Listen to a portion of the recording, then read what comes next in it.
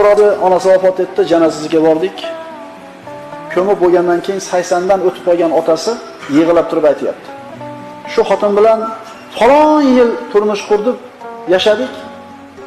Bir marta meni achchig'imga tekkan emas. Biron kecha xotinimdan g'azablanib uxlagan emasman. Ya'ni kimdir aytishi mumkin. Xotinim bilan yashayotganimga moncha yil bo'ldi, biror kun janjal bo'lmagan kunimiz. Boyaga kampir onaga Allohning rahmati bo'lsin. Keyingi yashayotganlarga Alloh taoloning hidoyati bo'lsin, birodarlar. Payg'ambarimiz aytganlar, agar insonga sajda qilishligi mumkin bo'lganida, odam sajda qilishi mumkin bo'lganida, ayolni eriga sajda qilishlikka buyurar edim. Xotinning ustida erda haqlari ko'pligidan dedi.